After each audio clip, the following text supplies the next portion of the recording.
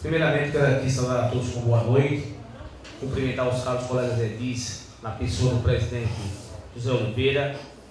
cumprimentar os funcionários da casa, cumprimentar o público que se faz presente e cumprimentar especialmente as pessoas que estarão daqui a pouco nos ouvindo através dos trabalhos do informe regional do nosso amigo Aloysio Andrade. Cada vereador que me antecedeu pincelou algo importante a respeito da matéria que está hoje em pauta e que, de certa forma, está sendo retificada por esta casa. E que é importante que se diga que a retificação que aqui acontece hoje é muito em função de algo que aconteceu ano passado e que foi muito discutido, principalmente por mim, no sentido não do método do projeto, mas primordialmente da forma como ele foi votado. E hoje eu vou repetir mais uma vez. Como bem disse o vereador Zé Claudinei, o projeto, o Código Tributário Municipal, ele já existia totalmente em desconforme com o município, porque infelizmente as legislaturas anteriores havia um rito legislativo que não levava em consideração algumas nuances municipais. As leis chegavam, eram votadas, me perdoem, as legislaturas anteriores, e às vezes eram votadas e colocadas em prática de maneira incompatível com o município. Não havia o estudo, não havia o rito, não havia análise de algumas nuances dos projetos que eram aqui colocados. E esta virava a lei e se percebia a inconformidade da mesma em relação às características municipais de Aporá. Desta forma, o prefeito mandou para esta casa, no ano passado, um código tributário que vinha para atualizar o código tributário que existia, mas que não estava sendo aplicado. Quando a lei chegou, também em desconforme, é bom que se diga, também incompatível, principalmente com as condições sociais da população aporaense. E o que é pior, foi colocado em prática um rito parecido com as outras leis que aqui, acabei de falar, foram votadas e aprovadas sem análise de algumas nuances que as mesmas possuíam. Isto é, foi votado sem uma análise técnica mais aprofundada a respeito do que era este Código Tributário. Muito acelerado. E que me perdoe a franqueza, aí eu discordo do vereador João nesse ponto, me permita, que isso muitas vezes pela questão não partidária, mas pela questão política de gestão e de oposição que a gente sabe que há nesta Câmara às vezes. Alguns projetos que chegam a esta casa, eles chegam muito com a conotação de projeto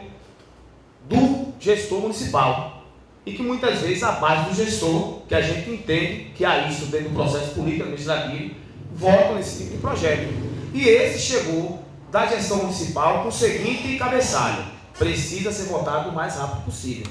E assim foi feito nesta casa. Foi votado de maneira muito acelerada, sem considerar algumas nuances específicas que havia no projeto, como alguns números exorbitantes, como algumas taxas descabidas, como algumas outras coisas que haviam.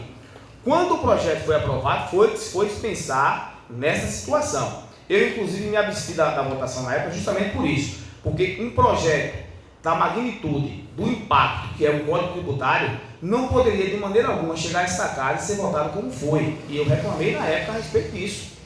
Reclamei na época e vou continuar reclamando a respeito de algumas matérias que chegam a essa casa com uma certa especificidade, com uma certa tecnicidade, que estas precisam ser dadas com maior zelo por parte dos vereadores, principalmente se estas impactarem economicamente a população. E o Código Tributário não precisa nem falar, basta dizer que ele tem muitas taxas. Então, percebendo isso, eu me abstive da votação, até achei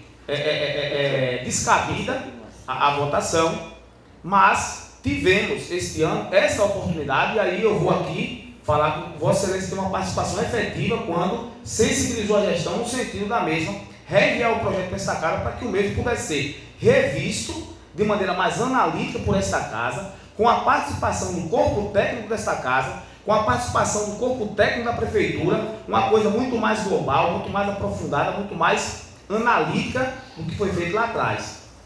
E mesmo assim, a gente ainda percebe que não é fácil votar num projeto como esse, porque o mesmo traz, de certa forma, onera um pouco a população. E hoje, sabendo nós que o Brasil é um país que tem uma alta carga tributária, que todos nós pagamos muitos impostos, e que ainda bem que nós ainda temos a condição hoje de pagar imposto. E quem não tem essa condição, quem não é assalariado, quem não tem uma renda fixa, imagine para essas pessoas como será difícil participar agora de mais algo para onerar a sua renda. Então não é algo fácil, mas também o município precisa formalizar alguns setores da sua administração, e a gente sabe que o Código Tributário é uma exigência legal, os municípios precisam ter, mas a gente também teve aqui a sensibilidade nos últimos dias de olharmos para algumas partes do projeto de maneira mais sensível e diminuirmos as suas taxas, os seus impactos para a população. Basta dizer que hoje fizemos 2 emendas, uma das quais reduz pela metade as taxas e os limites, no caso da taxa de recolhimento de resíduos sólidos, só para demonstrar à população o quanto nós estamos preocupados com essas coisas que são necessárias, que são obrigatoriedades, mas que nós, na condição de vereador, como representantes diretos do corpo a corpo, que vivem um pouco da realidade do povo, temos que analisar de maneira mais aprofundada para amenizarmos o impacto que a população sofre todos os dias. Então, só quero deixar aqui esse registro, que a lei já existia, esta legislatura está atualizando, erramos lá o ano passado, mas tivemos a sensibilidade e, por que não dizer, a coragem de estarmos aqui retificando, mas ao mesmo tempo também quero chamar a atenção que algumas das falas que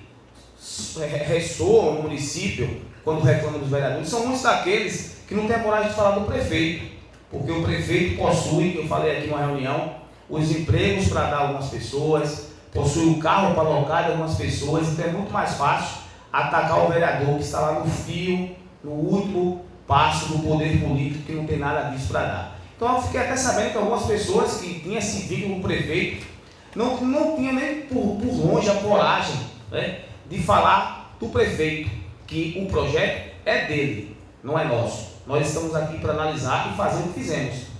através da nossa sensibilidade, amenizarmos os impactos. Mas não vi ninguém, por exemplo, algumas dessas pessoas que comentaram, fazer ou citar o prefeito como algoz dessa matéria, mas souberam apontar para os vereadores que estão lá no fio do poder político municipal essa responsabilidade. Então hoje a gente vem aqui fazer essa retificação e ao mesmo tempo trazer aqui mais uma vez à tona o poder que nos é conferido pelo povo e a representatividade municipal aqui na Câmara. No mais, eu voto no projeto sim, com base nas 2 emendas apresentadas pela Comissão. Cumprimentar os caros colegas Edris, na pessoa do presidente da mesa, cumprimentar todo o público que nos assiste, o que está presente. Eu queria, em poucas palavras aqui, falar a respeito do processo no qual estamos inseridos, que é o processo, além de eleitoral, mas prioritariamente democrático, pois, como todos nós sabemos, a democracia é uma das maiores invenções da humanidade. Basta dizer que nós temos, através da democracia, a oportunidade de escolher as pessoas para administrar, para coordenar, para governar os nossos desejos, nossos anseios e as nossas demandas. E domingo próximo estaremos sobre essa atmosfera, sobre essa oportunidade de estarmos escolhendo as pessoas que vão nos representar, tanto na Assembleia Legislativa de Salvador, na Bahia, Congresso Federal em Brasília, o Senado, o nosso governador e o nosso presidente. E o que me deixa mais satisfeito em ser representante aqui no meu município pelo Partido dos Trabalhadores, partido esse que tem como governador também o nosso integrante, nosso colegiado, que é o governador Rui Costa, é que há 4 anos atrás, aqui nesta mesma casa, eu já estava como vereador do PT, e surgiu uma atmosfera meio que nas nuvens da possibilidade do então candidato Rui Costa não ser vencedor e perder até no primeiro turno, baseado nas pesquisas do DataNet, como era aqui assim denominadas pesquisas, que era a única estratégia que a oposição tinha na época para derrubar o consolidado governo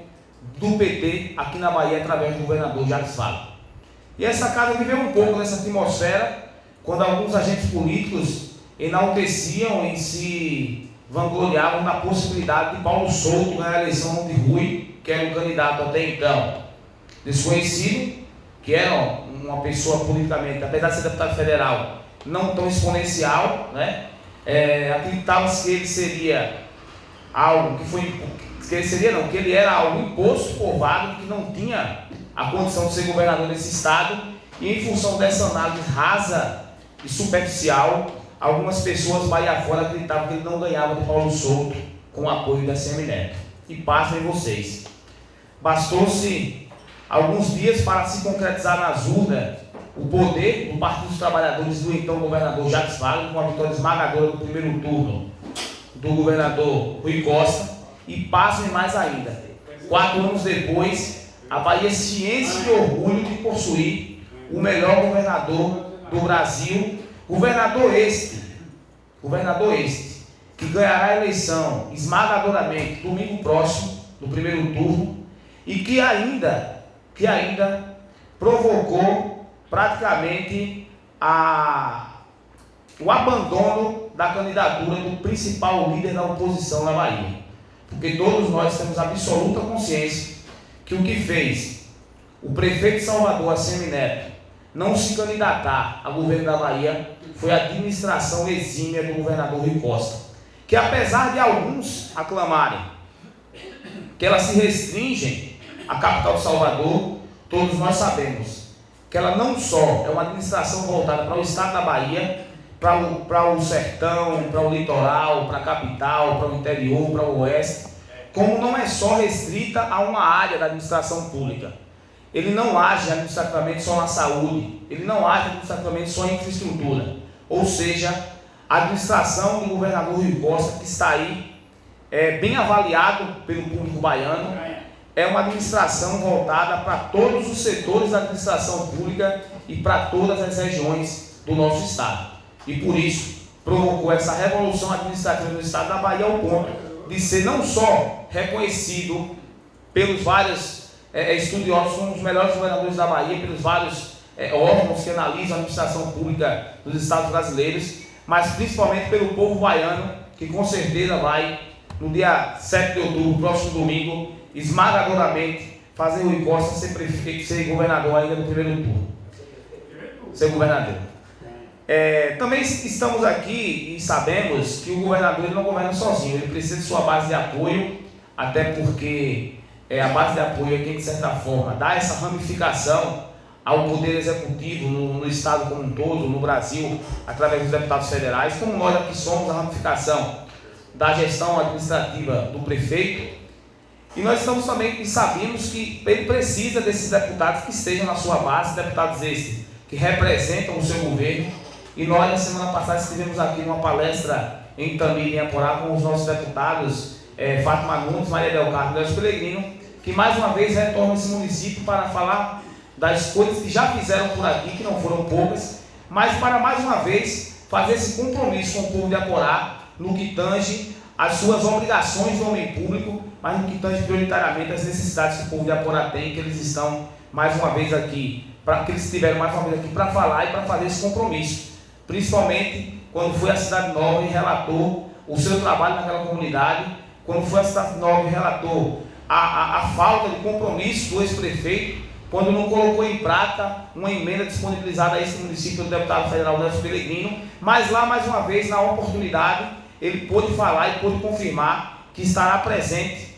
lá no Congresso Nacional para, mais uma vez, disponibilizar uma emenda, fazendo essa correção desse erro do ex-prefeito, quando ele disponibilizou uma emenda de quase R$500 mil para fazer a praça e aquelas travessas próximo da Praça da Cidade Nova, o prefeito não executou. Mais uma vez que ele seja concretizada a sua vitória no próximo domingo, ele vai disponibilizar o seu mandato para mandar uma emenda para esse município, não só para a Cidade Nova, mas também para a cidade de Itamira e para alguns povoados, para que a Aporá possa ser contemplado com o serviço público desse deputado, dessas deputadas que muito fez e que muito farão para o Aporá, basta que mais uma vez o povo de Aporá possa estar confiando na sua trajetória, que é, diga-se de passagem, muito positiva para o povo de Aporá. Então, dia 7 de outubro, eu acredito, o povo brasileiro, o povo baiano e o povo aporaense estão convictos de quem vão votar e sabem quais são os deputados e as pessoas que têm um espírito público suficiente e positivo para lhes apresentar na Assembleia Legislativa, no Congresso Federal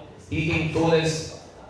os setores da administração pública estadual e federal. No mais, eu agradeço a todos, que possamos ter uma eleição democrática e segura e que a gente possa fazer valer o poder da democracia e o poder da boa intenção dos homens públicos que pedem os votos nas casas do cidadão desse país. No mais, então, boa noite, bom final de semana e boa eleição a todos. Obrigado.